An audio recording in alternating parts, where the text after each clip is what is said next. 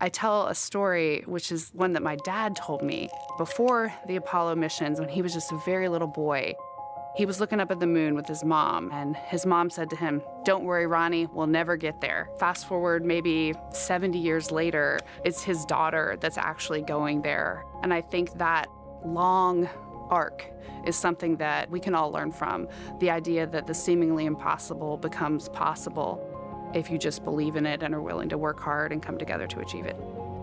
My name is Christina Koch, and I'm a mission specialist for NASA's Artemis II mission around the moon.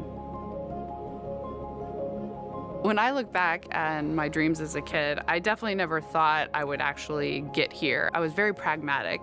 Even though I'm a dreamer, I knew that the odds were way against me again, so I might as well do something I'm loving in the meantime.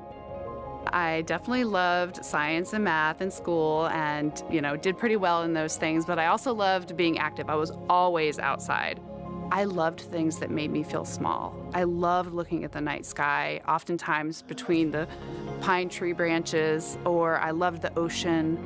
North Carolina also has mountains, and when we go there, I just loved the vastness of all of those things. I loved how they made me feel and what they made me think about and the vastness of the universe and how much out there was to learn.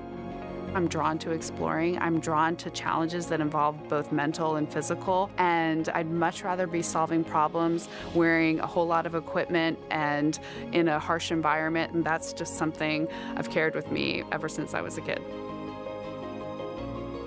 Thinking about the fears or challenges that I've had to overcome, there are just so many. I mean, basically, that has been the journey. I always say to people, do what scares you, and that means I have to follow my own advice. So doing what scares me meant getting on a plane and going to the Antarctic, getting on a plane and going to study abroad in Ghana, applying to become an astronaut, opening the EVA hatch in the airlock and going out of it into the darkness, strapping myself onto a rocket.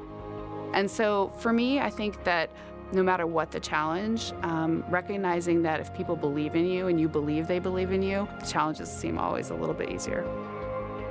To me, the moon, it represents history. It is a witness plate. Everything that's ever happened to the moon is still written on the moon. Every single person has looked at the moon their entire lives.